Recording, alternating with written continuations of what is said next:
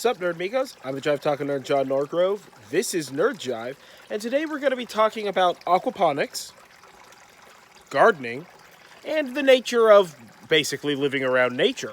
So I wanted to do a brief video, something a little bit shorter, nothing too long, nothing too detailed, nothing too technical, primarily about my gardening experiences, my gardening life, and some of the weirder things that I do with regard to gardening. So, okay, let's head over to traditional gardening, all right? So forgive my cell phone for being able to adapt to this lighting condition. So, all right, I've been gardening for about 10 years now, all right? And as you can see, right, I got my potato crops in here. I've got my berries, all right? I'm growing right now, I'm growing 9 blackberry plants. This guy here, fun fact, all right, so this guy right here, all right, with these longer blackberry leaves like this, as opposed to the short round guys, these long ones. So that's a white blackberry. I got that from Luther Burbank Gardens in Santa Rosa. I got a white blackberry, and it's actually doing really, really good. I don't have any berries present right now. I just planted these this year. These are in, I believe they're 50-gallon. Let me look at the tags. 25-gallon. So these are in 25-gallon grow bags. This is the 100-gallon that I've got my potatoes in here. As you can see, my potatoes. All my plants get ate up by shit out here. We have a lot of like caterpillars and we also have deer that sometimes eat my shit. They seem to be leaving my potato greens alone, which is good, but you know, who knows. We've got some strawberries in here. So let's see, we got strawberries here. These are what the hell are these? Cardoon. I don't know what that is. I don't know what cardoon is. These are muline here. So I got some muline, a bunch of herbs, flowers. I love flowering plants. Check these out.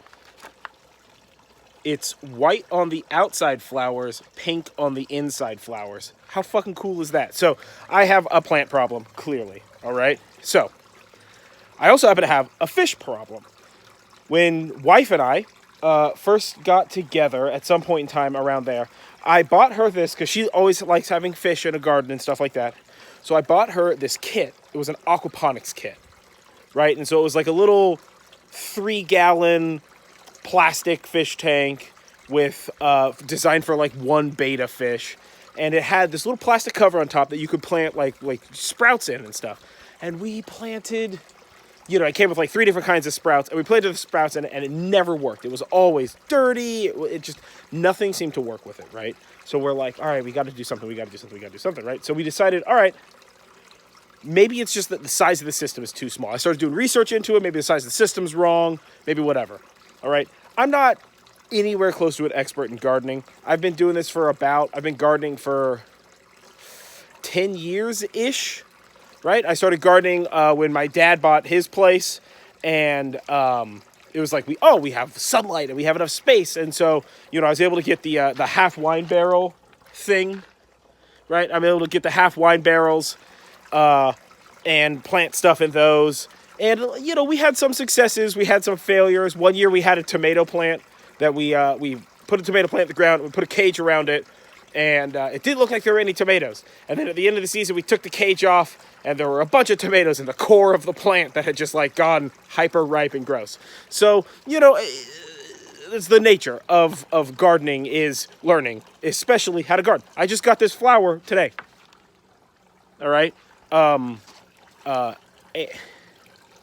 Angelum, I think is what it's called or something. It's like a sub-hybrid varietal of snapdragons from South America that was doing fine and is not doing great anymore. And honestly, I have no fucking clue why. Like, it's getting the right amount of light that it requires. I'm checking the soil, and the soil seems right. So I may have to just try to, like, butcher it back and repot it, and hopefully that'll work. I haven't made that decision yet because that's a pretty big decision. But it's not looking great, as you saw. So I do a lot of traditional gardening. I've done standard in-ground gardening, like crop gardening. I've done raised bed gardening. That's what I did at my dad's house, which was a combination of manufactured rectangular raised beds and the wine barrels. I've also done some experimentation with what's called a German hugelkultur. I'm actually taking my German hugelkultur apart this year. So 2 years ago, about 2 years ago, when wife and I bought this house, that was the first thing we decided to do. I was like, all right, we want to have a garden. We're going to build a German hugelkultur. So German hugelkultur is sort of like a tower garden almost. They're really, really cool, right? So you put logs in the ground, and then you put logs down, and then you put like debris and like grass clippings and stuff like that. So you put like your brown and your green. So you put logs down, you put your mulch on top of that, and then you heap soil over the top. In fact, I think hugelkultur means like heap garden or hill garden or something like that. And I did a ton of research on it, and it means that you could just walk up and grab, you don't have to bend down. I'm a big fat asshole, so I don't like having to go too close to the fucking earth. Shit hurts my back. But, and it was good, but we never seemed to get anything to garden very well in it. And then at the recommendation of some people I saw online and some friends of ours who are like, who do, they raise chickens and goats and crops and microgreens, and they're like farmers. I started investing in these are fabric pots, right? So the benefit of a fabric pot is functionally the same benefit of when you're using terracotta in your home garden, like for house plants and shit like that. First of all, if you're using plastic buckets to house your plants are going to get root bound. It's not good for them, right? Because with a plastic bucket, the root hits the edge of the bucket and then turns and wants to follow the edge. That's where, if you've ever pulled a plant out of its little black square plastic container from Home Depot and it like all the roots are wrapped around, that's because it's so root bound that the roots they hit it and they turn. Whereas with a terracotta pot or with these fabric pots here, all right, they are able to breathe. So air moves through the fabric efficiently. And what that does is that's called air pruning. So when the roots come towards the wall, instead of hitting the wall and then turning and going, right, they come towards the wall and they start to notice that there's more air, right? Just like how above ground there's more air. Why don't roots just like shoot up straight out of the ground, right? They can tell that there's more air, and instead they'll thin out and explore to try to find like where's the water and where's the nutrients and all this kind of stuff, right? So you get the same thing. You get these air pruned roots is what it's called with the fabric pots. We went to those this year. Let me tell you what, it's a fucking game changer. All right, you got to get your orders in early. I got all of my fabric pots on Amazon. They were super cheap, and I have like 5 different brands of fabric pots because I just bought whatever was available because they sell out super fucking fast, right? And the big one that our potatoes are in is the only one of the like big ones I have. That's an experiment. I'm actually going to do something different with potatoes next year that I found on a YouTuber that's like super gangster. So we've decided to go with these, and they're working. My tomato plants are like, look at these fucking tomatoes, man. These tomato plants are doing super good. These squash plants are doing super good. My flowers are doing amazing. Like, everything seems to be growing really well in here. Now, where I live in Northern California, all right? I live in a place called Monterey, which is out by the river. If you know me, you know exactly where I live, all right? So where I live is a little bit more humid. It's cooler. I'm surrounded by giant fucking redwood trees, as you can tell in the background. Just giant redwoods all around me, right? So I'm surrounded by giant redwood trees, and so I don't get a lot of light, and the humidity means that the soil wants to hold moisture a little bit more. Now, these plastic pots, this guy hasn't been repotted yet, so these plastic pots like this, all right, aren't going to help the soil dry out in a reasonable amount of time. So then my soil's going to get soggy, and I'm going to have problems. I have had massive problems with my old stand-in, which was the half wine barrel pots. I do half wine barrels. You drill like 12 holes in, like 12.5-inch holes in the bottom of it. One of the pots that I planted a tree in, which the tree is dead, which is super sad because I love that tree. It was a weeping cherry tree with white blossoms. I took my skill saw and literally cut like huge triangles out of the bottom of the thing so that way it would drain properly. But the tree never came back, and when I've dug up some of my other crops from last year, the soil at the bottom of the barrel, it's just like waterlogged. right? It's so full of moisture and it's so wet and it's causing root rot, which is what's causing the plants not to survive super well, right? Most plants, like 99% of plants, don't want wet feet, right? They want dampness, but not wetness. Now, this is where the except for portion of the conversation comes in, and it's aquaponics. Now, aquaponics is using a fish pond. You can't really see the water or the fish in here because my fish don't want to play. Koi? No, my fish don't want to play today. I fed them this morning, so they're done with it. They're just like, we're done doing stuff. I should have held off and fed them for you guys, but I didn't. But so the koi, right? All this is just this is an old IBC tote. I have it clad in wood. I just wrapped it in wood, so that way, it looks pretty. This is just old pallet boards. So wrapped it in wood, built a nice heavy-duty top on it, so that way, I use it to set stuff on, set drinks, pre-Rona when we used to have people over. And then you just fill it with water, put in your fish. Now, you need a way to filter your pond, right? A pond and an aquarium, all the same thing. The difference is that nature, all right, filters its water with plants and with active places to grow bacteria, and that's why ponds and rivers and lakes and streams and the oceans stay as clean as they stay. Human interference notwithstanding, all right? So you can do the same thing right here in your own house with your own thing. Now, as an example, this pond, this is my second pond here, all right? This is just a little guy, right? And you look how fucking crystal clear that water is, right? I have a small sponge filter on this guy here. It does a little bit of filtration, but for the most part, the filtration on that comes from the plant. So if you look in the back here, right, I just have some gravel and some plants here. Those are some like bog lilies I got from a family friend of mine, because he has a natural river running through his property, and he lives quite near me, so they're like naturally native. So I picked those guys up from him. I was just like, oh, you got bog lilies. Can I have some of those? And he's like, I don't really care what you do. So I was like, all right, cool. So I dug them up and put them in a Ziploc bag so I could drive them home.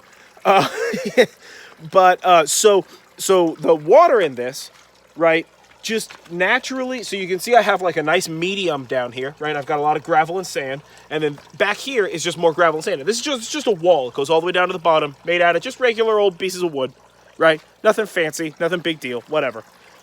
And the water is able to exchange in and out from the bog behind the wall, as well as the plants are able to have some roots above the water line. Those are air-breathing roots. And then some roots below the water line, and those are your drinking roots. Those are your water-drinking roots, right? You can do the same thing artificially without building a bog and all that system. That's 9 ways from Sunday. This used to all be connected, and that was an upflow bog filter, and it worked, but it's just a fucking nightmare to clean.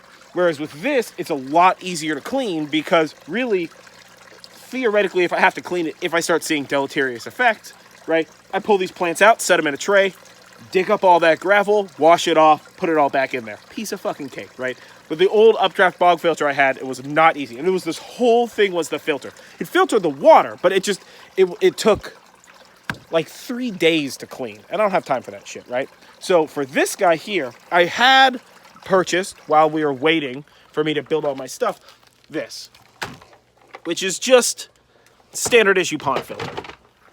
It works, but they're not great, and it's just, I hate using a filter when I can use nature in its natural setting, right? So what I've done here for this pond, all right, is I've installed a stainless steel sink, right? And you can see it down at the bottom there, draining out of my little catch, right? And that's just some sponge in there.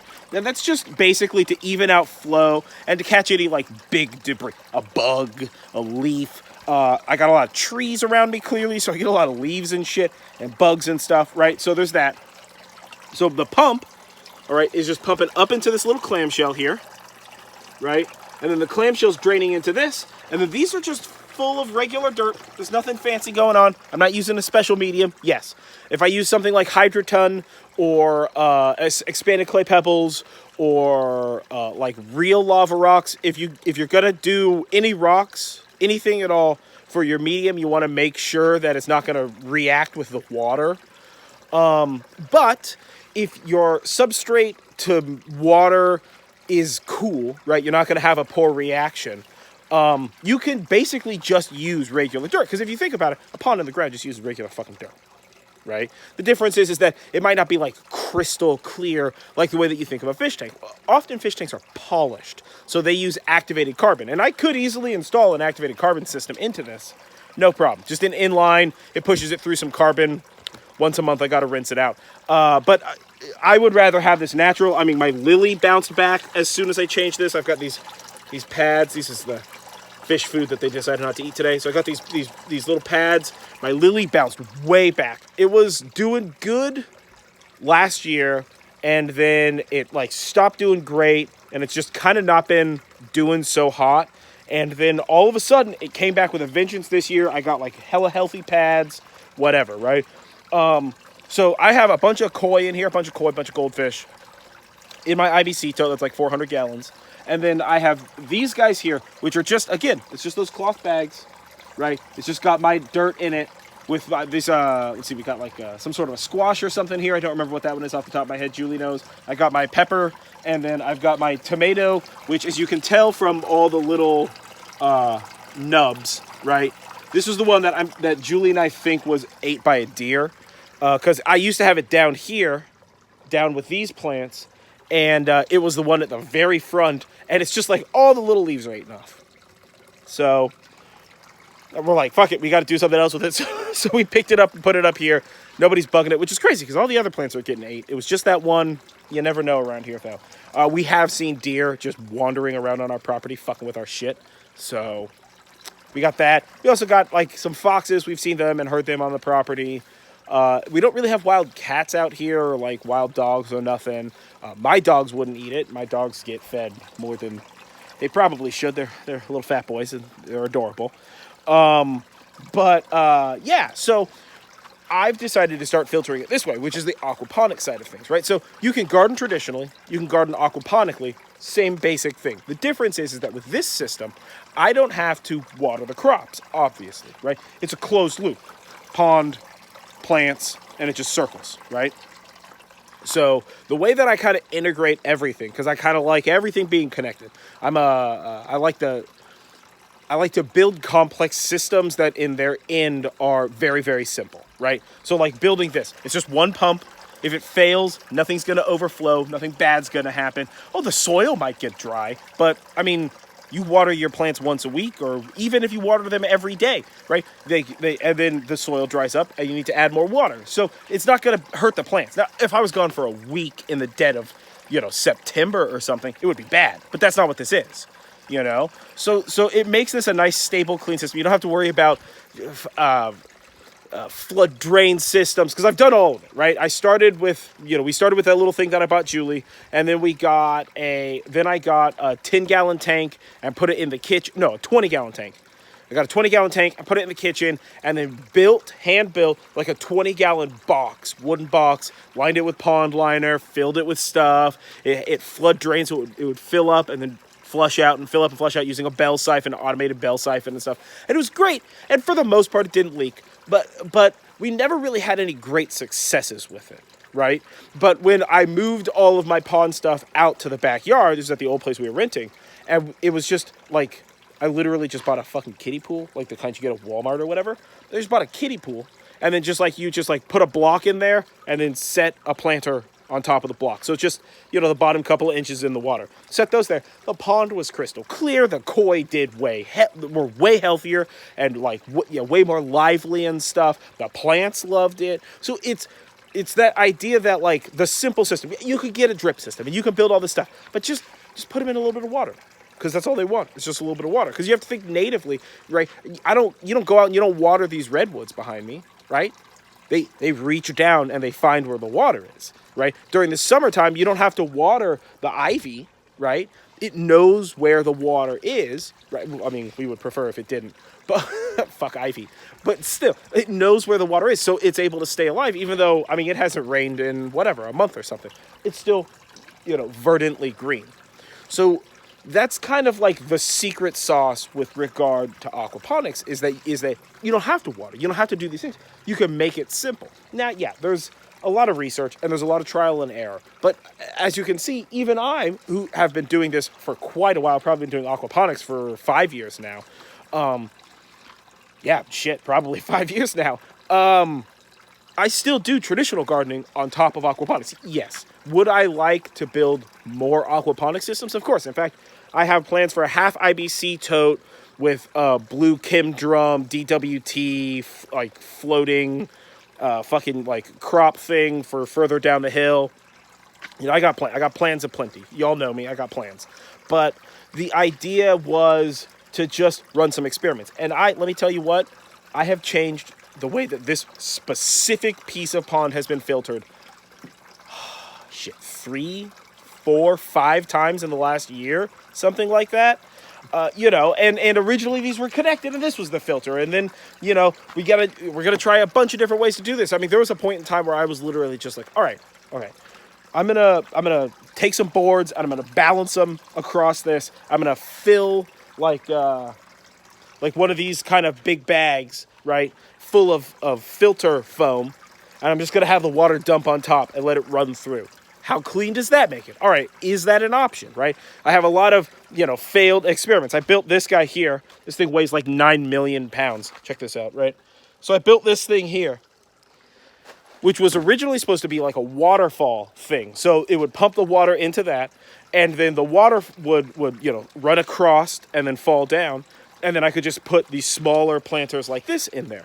Well, it didn't. It leaked, and it weighed a lot more than this sink assembly does. And it didn't fit the plants. And as a generality, the flow of water was so fast, right, that it never got deep enough that it wasn't just a skim of water. And that's not what you want. You want a little bit of depth. So I have, as you can see here, well, you might not be able to. If you can see here, I have this board that's deflecting the water flow back into this guy. And then I'm using these rocks to help sort of abate the flow. All right. And then you will hear it's coming out of this, pouring into here. There's a little bit of leaking back down, but that's because the hole where the hose and the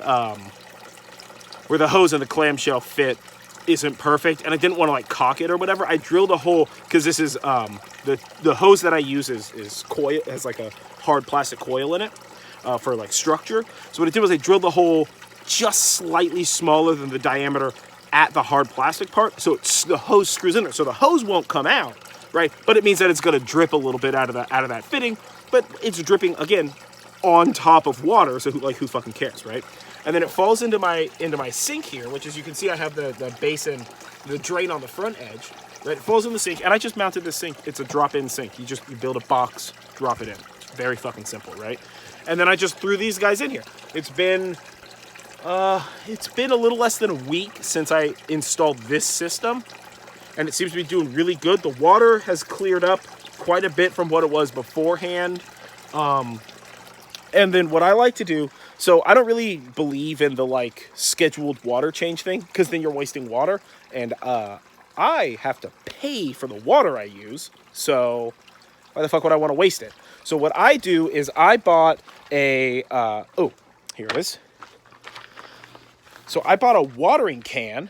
This guy, I bought it on I think on Amazon. Fucking great watering can, right? It's got the handle kind of like moves, you know? And then this guy has sprinkle mode and pour mode. And pour mode's great for like if you have a potted plant, or if you have like I have some hanging plants and shit like that. So I use pour mode for those, right? But all I do is I just dunk it in the pond, lift it out full of water, go walk to the potatoes, water them. Dunk it in the pond, lift it out, walk to the blackberries, water them. Dunk it in the pond, water my herbs down the hill, or my what do I have? I have beans, peas over here. Oh, here, I'll show you this stuff. I haven't even shown you this half of the bloody thing here. Okay, so look, we have citronella. I got a bunch of this Sansevieria that I had to split out.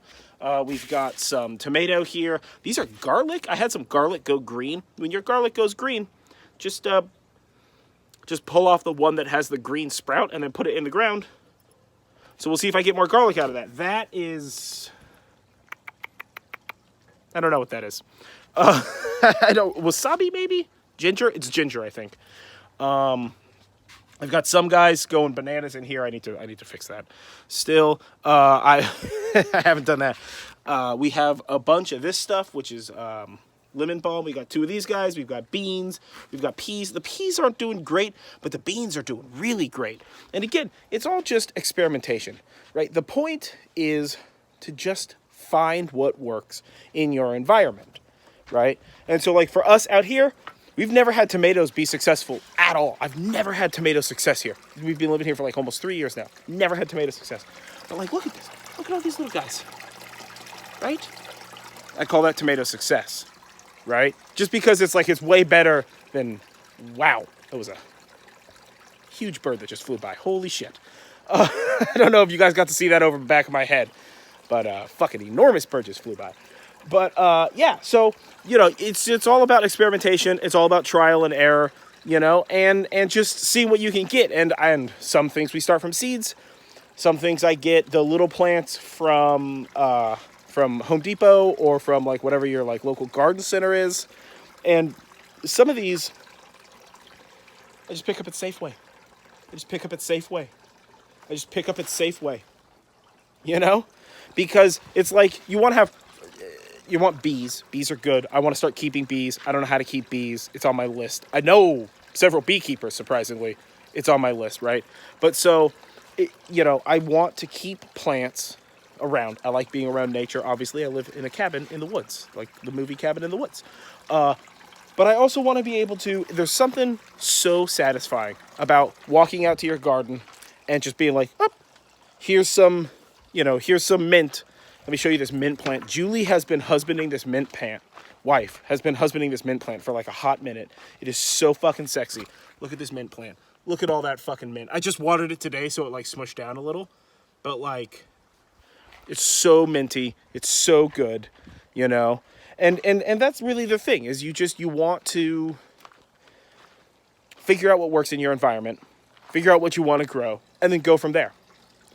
And, you know, just if you ever have any questions, especially about like gardening, aquaponics, anything like that, you know, find yourself an expert, like go on the forums, look up what's on the internet, and then find yourself a friend. I have a bunch of friends that are gardeners with significantly more experience than me. Sorry, the sun is not working with me today. So honest to God, if I have a question, I just call them up. Hey, you know, hey, Ori, how do you do this? I don't know how to do this. You know, hey, Em, how do you do this? I don't know how to do this. Whatever. Because if I don't know, I got to ask somebody. And you know, I think that's really the secret. I think oftentimes when it comes to gardening and when it comes to this kind of stuff, we want the ease, simplicity, and speed present in going to Safeway and buying a tomato. But what makes Safeway's tomatoes, what makes any grocery store's tomatoes, hothouse tomatoes, off-season tomatoes, not as good as a tomato you grow in your garden, is one, the amount of passion you put into the project, but also the fact that your tomato is not mass engineered. It's not, you get this exact amount of water, you get this exact ingredients. It's just kind of like this natural experience. And as any person will tell you, a garden tomato is always better than a store-bought tomato. Always, always, always. You know? So that's my thing, is what can I grow? What can I see? What can I succeed at? There have been times, one time Dad and I grew spaghetti squash. We couldn't give away spaghetti squash fast enough. We had so damn much spaghetti squash. It was fucking insanity. But we learned that we could grow spaghetti squash like a motherfucker at my dad's house, which is pretty rad, you know? So, and really that's the key. That's the point, right? Is that experimentation, is that growth and that learning and that maybe this won't work. You know, hell, I've come out here like 9 times since I installed this and just been like, oh good, it's not wobbling. You know, just because like I know how many screws I put into this and how I over-engineer everything, but I'm still, you know, I don't want it to break. I don't want it to hurt the fish. I don't want it to hurt the plants, you know. And if it works, then I can interpret that and move to a larger system or move to the next system. I mean, in the long run, I want to build like a swimming pond You know, like a huge pond surrounded by raised bed gardening that we can go like swimming in with the dogs and shit. You know, like 6 foot deep, 5 foot deep in the center, big fucking thing. We'll see if that ever happens. I'm quite lazy, but that's one of my goals.